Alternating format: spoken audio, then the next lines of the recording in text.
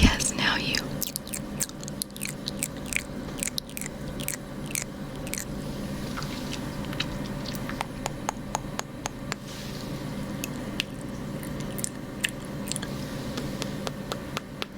How's that? You're good. Or you want more?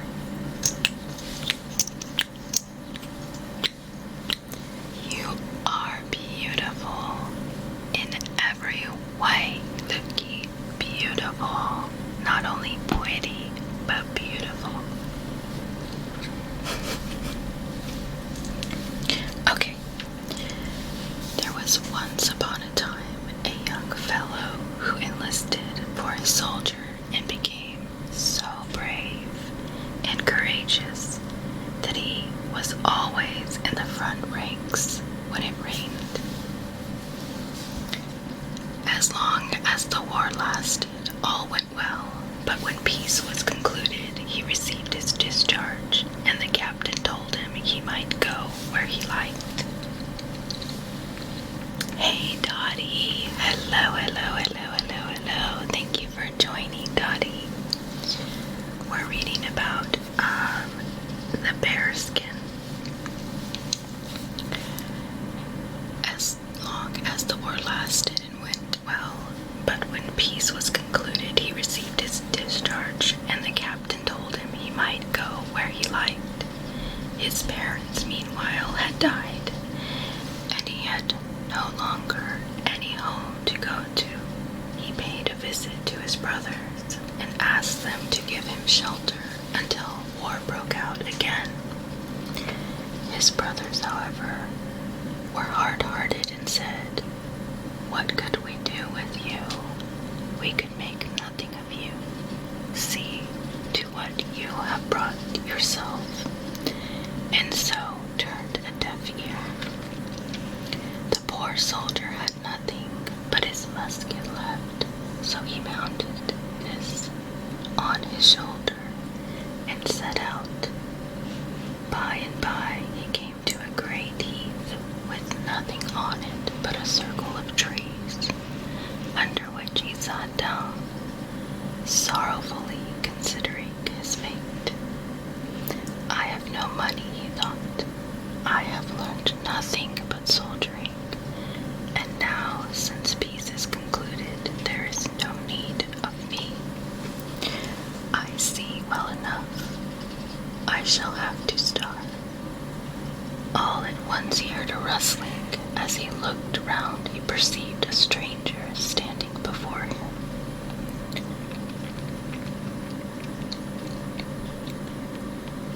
Dressed in a gray coat, who looked very stately, but had an ugly cloven foot.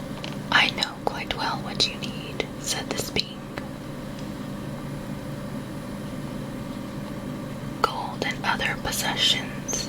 You shall have as much as you can spend, but first I must know whether you are a coward or not, that I may not spend my money foolishly." "A soldier and a coward," replied two other. "That cannot be. You may put me to any proof." "Well then," replied the stranger, "look behind you." The soldier turned and saw a huge bear, which eyed him ferociously. "Oh," he cried, "I will tickle your nose for you. Then you shall no longer be able to grumble." And raising his musket, he shot the bear in the forehead, so that he tumbled in a heap upon the ground, and did not stir afterward. Thereupon the stranger said, "I see quite well that you are not wanting in courage, but there is yet one condition you must fulfill. If it does not interfere with my future happiness," said the soldier, who had remarked who it was that addressed him. "If it does not interfere with that, I shall not hesitate." "That you must see about yourself," said the stranger. "For the next 7 years, you must not wash yourself, nor comb your hair or beard. must you cut your nails, nor say one paternoster. Then I will give you this coat and mantle, which you must wear during these 7 years. And if you die, you are mine, but if you live, you are rich and free, your life long. The soldier reflected for a while on his great necessities, and remembering how often he had braved death, he at the length consented, and ventured to accept the offer. Thereupon the evil one pulled off the gray coat. Hello, RCT. How are you? Thank you for the follow. Thereupon the evil one pulled off the gray coat, handed it to the soldier, and said, if you at any time search in the pockets of your coat when you have it on, you will find your handful of money. Then also he pulled off the skin of the bear. That shall be your cloak and your bed. You must sleep on it, and not dare lie in any other bed. And on this account you shall be called Bear's Skin.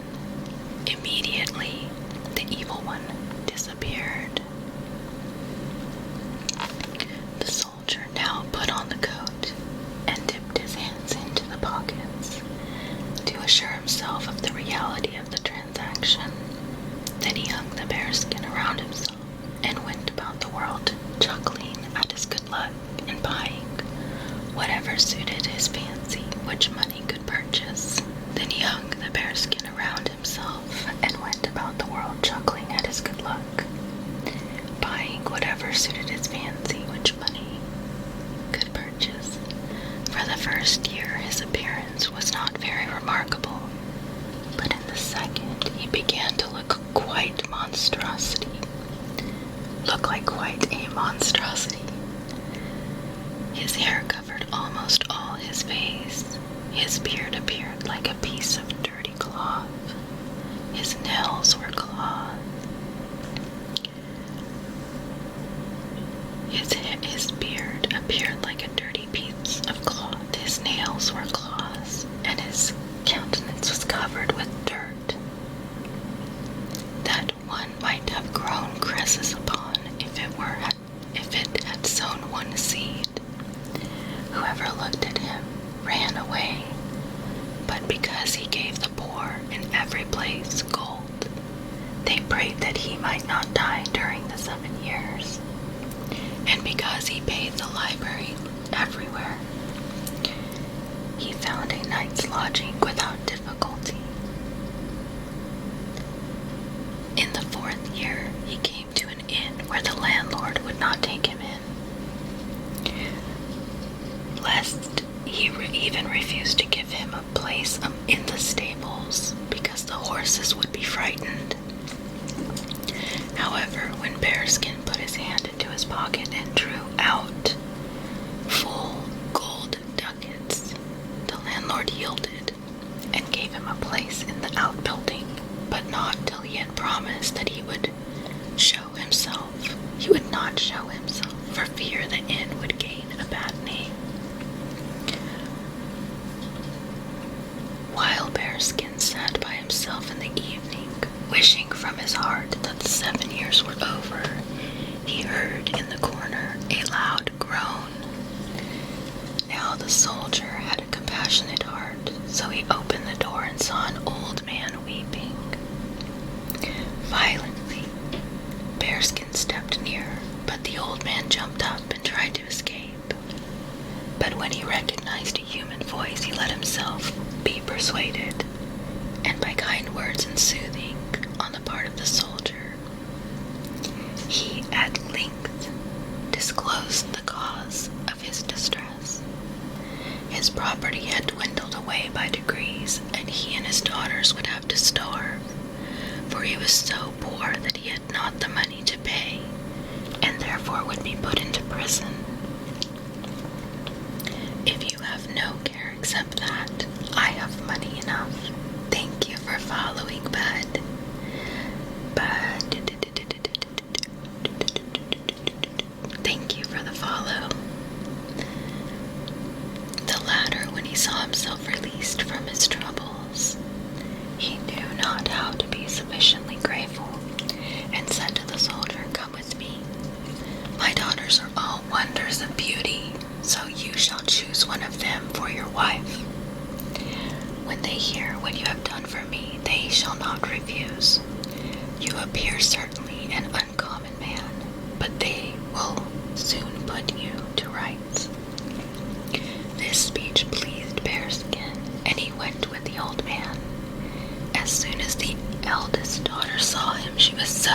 terrified that she shrieked and ran away. The second one stopped and looked at him, but she said, "How can I take a husband who has not a bit of human in him? The grizzly bear would have pleased me better," and gave himself as a man, for he wore a huster's hat and white gloves. But the youngest daughter said, "Dear father, this must be a good man who has assisted you out of your troubles. If you have promised him a bride for the service, your word must be kept." It was a pity the man's face was covered with dirt and hair, else one would have seen how glad at heart these words had made him. Bearskin took a ring off his finger, broke it in two, and gave it to the youngest daughter. One half he kept, the other for himself. On her half he wrote his name, and on his own he wrote hers, and begged her to preserve it carefully. Thereupon he took leave, saying, "For 3 years longer I must wander. If I come back again, then we will celebrate with wedding. But if I do not, you are free, for I shall be dead. But pray to God that you will preserve my life." When he was gone, the poor bride clothed herself in black, and whenever she thought of her bridegroom, burst into tears. Her sisters she received nothing but scorn and mocking. "Pay great attention when he shakes your hand," said the eldest, "and you will see his claws. Take care," said the second. "Bears are fond of sweets, and if you please him, he will eat you up." "You must mind and do his will," continued the eldest, "or he will begin growling." And the second daughter said further, "But the wedding will certainly be merry, for bears do dance well." What a bunch of bitches. The bride kept silent and would not be drawn from her purpose. But all these taunts, and meanwhile Bearskin wandered about in the world, doing good where he could, and giving liberally to the poor, for which they prayed heartily for him. At length, the last day of the 7 years approached, and Bearskin went and sat down on the heath beneath the circle of trees. In a very short time the wind whistled, and the evil one presently stood before him and looked at him with a vexed face. He threw the soldier his old coat and demanded his gray one back. "We have not got so far as that yet," replied Bearskin. "You must clean me first." Then the evil one had, whether he liked it or not, to fetch water, wash the old soldier, comb his hair, and cut his nails. This is done, he appeared again like a brave warrior, and indeed was much handsomer than he was. As soon as the evil one disappeared, Bearskin became quite light-hearted, and going into the nearest town, he bought a velvet coat, hired a carriage drawn by 4 white horses, in which he was driven to the house of his bride. Nobody knew him. The father took him for some celebrated general and led him into the room where his daughters were. He was compelled to sit down between the 2 eldest, and they offered him wine and heaped his place with the choicest morsels, for they thought they had never seen anyone so handsome as him before. But the bride sat opposite to him, dressed in black, neither opening her eyes nor speaking a word. At length the soldier asked the father if he would give him one of the daughters to wife, and immediately the 2 eldest sisters arose and ran to their chambers to dress themselves in their most becoming of clothes, for each thought, "I should be chosen."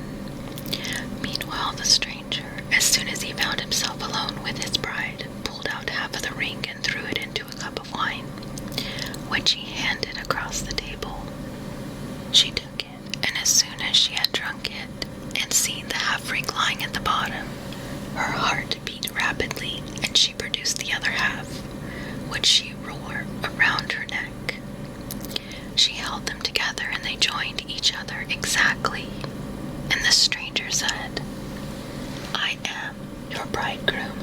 never saw in a bear skin, but through God's mercy I have regained my human form, and I am myself once more." With these words, he embraced and kissed her, and at the same time, the two eldest sisters entered. As soon as they saw that the very handsome man had fallen to the share of their sister, and heard that he was the same bearskin, they ran out of the house full of jealousy. That's what they get, bitches. That one was called bearskin. Next one is water of life. Once upon a time, there was a king who was so ill that everybody despaired of his life. And his 3 sons were very sorry and went out into the palace gardens to weep. There they met an old man who asked the cause of their grief, and they told him their father was so ill that he must die, for nothing could save him. The old man said, "I know of a means of saving him. If he drinks of the water of life, it will restore his full health, but it is very difficult to find." "I will soon find it," said the eldest son, and going to the sick king, he begged permission to set out in search of the water of life, which alone could save him. "No, the danger is too great," said the king. "I prefer to die." Nevertheless, the son begged and went, and begged and went, and begged and went, so long that the king finally consented, and the prince went away thinking, "If I bring this water, I will be the dearest to my father, and shall inherit the whole kingdom." After he had ridden a long way, he met a dwarf, who asked him, "Whither away so quickly?" "You stupid dandy print," replied the prince. "Why should I tell you?" And then he rode off. But the little man was angry, and he wished an evil thing, so that soon after the prince came into a narrow mountain pass, and the farther he rode, the narrower it grew, till at last it was so close that he could get no further.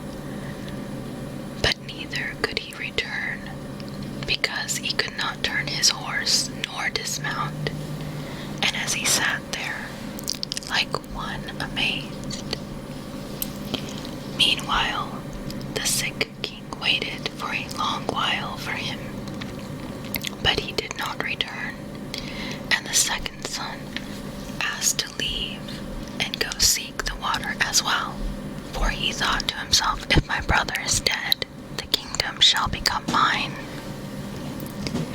At first the king refused to spare him, but he gave way, and the prince set out on the same road as the elder.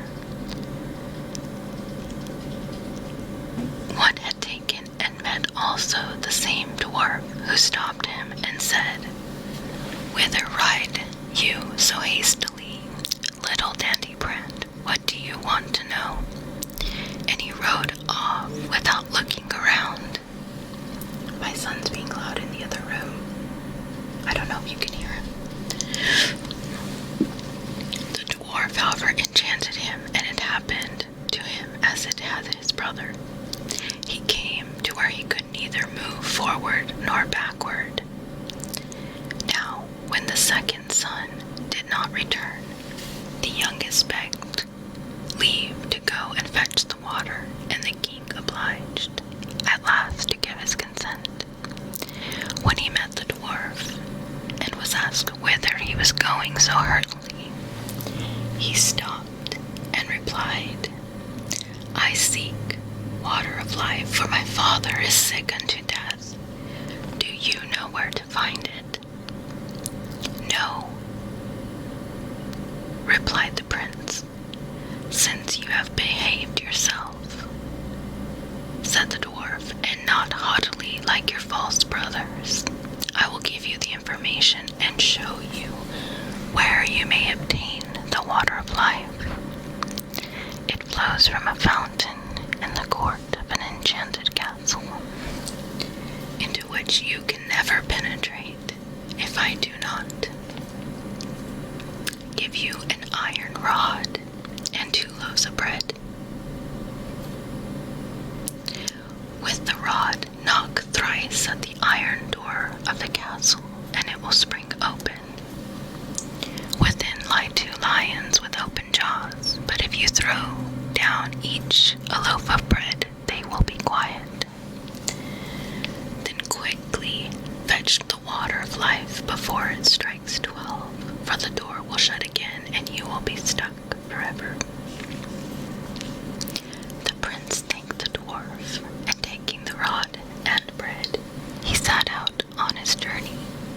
And as he arrived at the castle, he found it was just as the dwarf had told him. At the 3rd knock, the door sprang open, and when he had stilled the lions with the bread, he walked into a fine, large hall, where sat several enchanted princes, from whose fingers he drew off the rings. And he also took away with him a sword and some bread. A little farther on, he came to a room where there was a beautiful maiden who was so pleased to see him that she kissed him and said he had freed her and should leave her whole kingdom, and should have her whole kingdom, and if he came in another year, their wedding will be celebrated. She told him also where the fountain of life water was placed, and he went away, lest it should strike 12, and he gained it. He came next into a room where a fine, clean, covered bed stood, and being tired, he laid down to rest. But when he went to sleep, and when he awoke, it struck the 11:45, and the sound made him hurry to the fountain, from which he took some water in a cup. This done, he went quickly to the door, and was scarcely out before it struck 12. The door swung to so heavily that it carried away a piece of his heel. But he was very glad, in spite of this, that he procured the water. He journeyed homeward, and passed again where the dwarf stood. The dwarf saw the sword and the bread which he had brought away. He declared he had done well, for with the sword he could destroy whole armies, but the bread was worth nothing. Now the prince was not willing to return home to his father without his brothers. So he said to the dwarf, "Dear dwarf, can you tell me where my brothers are?" "They went out before me in search of the water of life and did not return. They are stuck fast between 2 mountains," replied the dwarf. "Because they were so haughty, I enchanted them." Then the prince begged for their release, till at last the dwarf brought them out. But he warned the youngest to beware, for they had evil in their hearts. When his brother came, he was very glad that he related to them all that had happened. Now he found the water of life and brought away a cupful of it. How he had rescued the beautiful princess, who for a whole year was going to wait for him, and then he was to return to be married to her and receive a rich kingdom. After the tale, the 3 brothers rode away together, and soon entered a province where there was war and famine, and the king thought he should perish, so great was his necessity. The young prince went to his king and gave him bread, from which he fed and satisfied all of the people. And then the prince gave him the sword wherein he defeated and slew all of his enemies. This affected the prince, took back the bread and the sword, and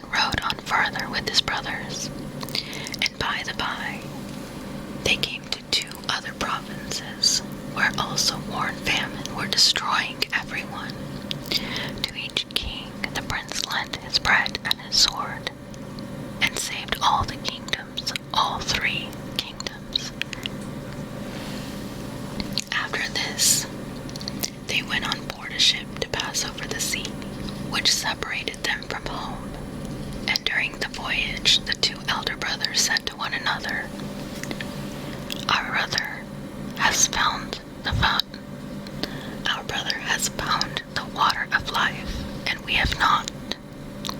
Therefore our father will give the kingdom which belongs to us to him, and our fortune will be taken away. Indulging these thoughts, they became so envious, they consulted together how they shall kill him. And one day, waiting till he was fast asleep, they poured the water out of his cup and took it for themselves, while they filled his cup with bitter, sweet salt water.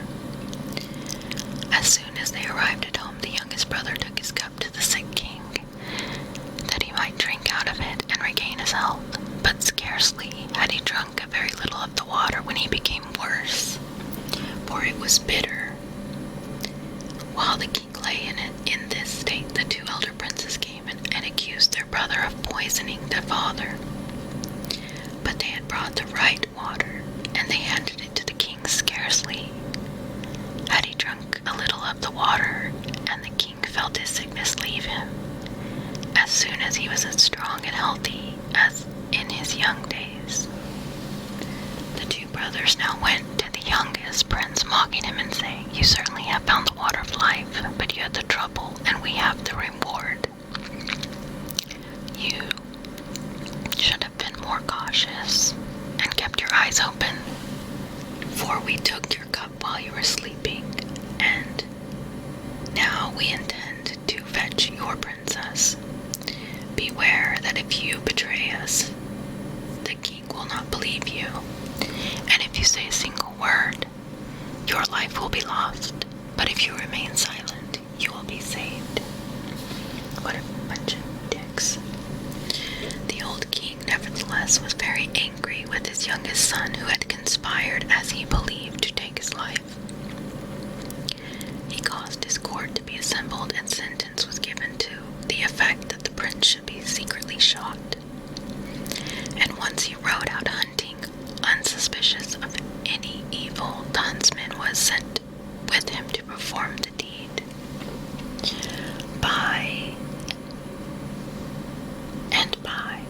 When they were alone in the wood, the huntsman seemed so sad that the prince asked him, What ails you? The huntsman replied, I cannot tell you, and I must not tell you. Tell me boldly what it is, I shall forgive you. It is no other than that I must shoot you, for the king has ordered me, said the huntsman with a deep sigh. The prince was frightened and said, Let me live, dear huntsman. Let me live. I will give you my royal coat, and you shall give me yours. To this the huntsman readily assented, for he felt unable to shoot the prince, and after they had exchanged their clothing, the huntsman returned home, and the prince went deeper into the woods. A short time afterward, 3 wagons laden with gold and precious stones came to the king's palace for his youngest son. They were sent by the 3 kings as a token of gratitude for the sword which had defeated their enemies and the bread which had nourished their people. At this arrival, the old king said to himself, Perhaps, after all, my son was guiltless. And he lamented to his courtiers that he had let his son be killed. But the huntsman cried out, He lives, for I could not find it in my heart to fulfill your commandments. And he told the king how it happened. The king felt as if a stone had been removed from his heart, and he caused it to be proclaimed everywhere throughout his dominion that his son might return. Meanwhile, the princess had got a road that made up to her castle of pure shining gold. She told her attendants that whoever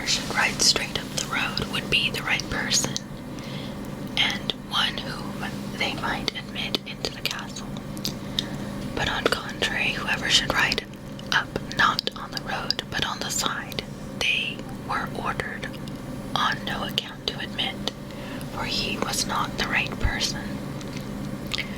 When therefore the time came around when the princess had mentioned to the youngest prince, the eldest brother thought he could hasten to her castle and announce himself, that he might gain her as a bride. So he rode away, and when he came to the front of the castle and saw the fine golden road, he thought it would be a shame to ride thereon, and so he turned to the left and rode up out the road. But as he came up to the doors, the guards told him he was not the right person, and he must ride back. Soon afterward the second prince also set out, and he likewise, when he came to the golden road, and his horse set it forefoot upon it, thought it would be pity to travel upon it, so he turned aside to the right and went up. When he came to the gate, the guards refused him, and told him he was not the right person they were expecting, so he had to return. The youngest prince, who had all this time been wandering about in the forest, had also remembered that the year was up, and soon after his brother's departure, he appeared before the castle and rode up straight on the golden road, for he was so deeply engaged in thinking of his beloved princess that he did not observe. As soon as he arrived at the door, it was opened, and the princess received him with joy, saving her he was her deliverer and the lord of her dominion. Soon after their wedding was celebrated, and when it was over, the princess told her husband his father had forgiven him and desired to see him.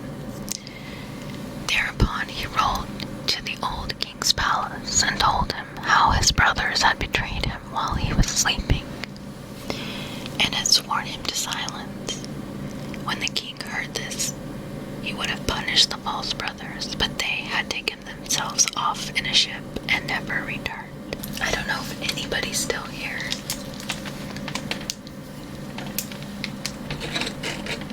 But I am going to take a break on reading and get a drink of water real quick. Here's my water.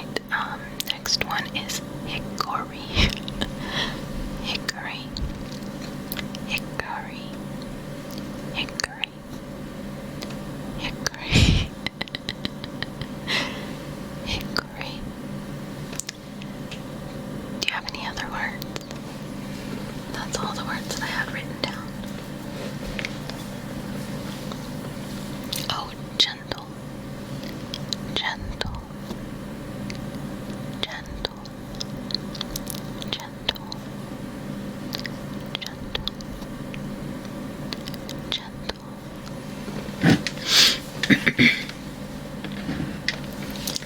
Serendipity. Serendipity. Serendipity. Serendipity. Serendipity. Serendipity.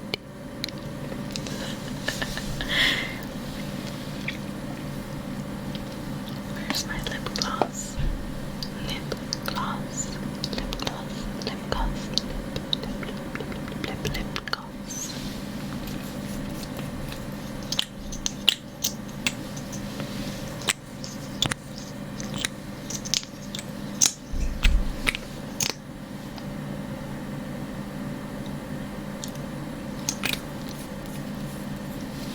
Smile. Smile. Smile. Lip gloss not as good as lipstick.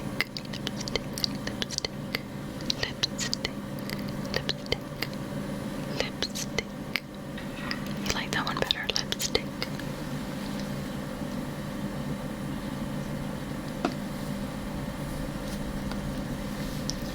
Lipstick.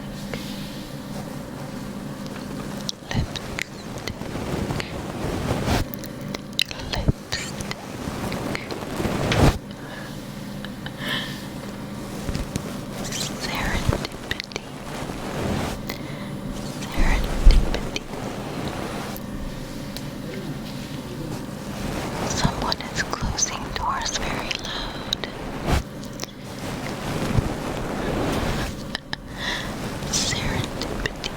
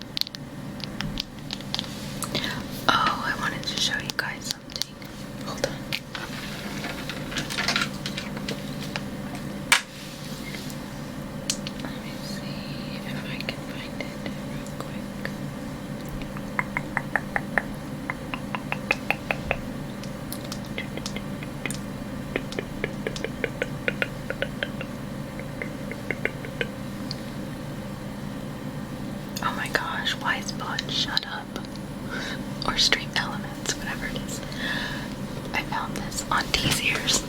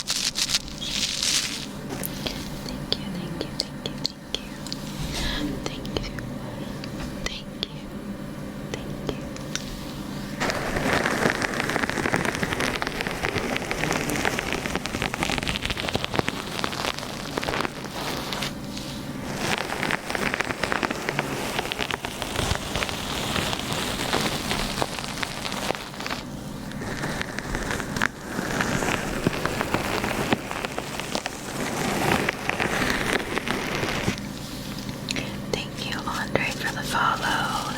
ANDRESH.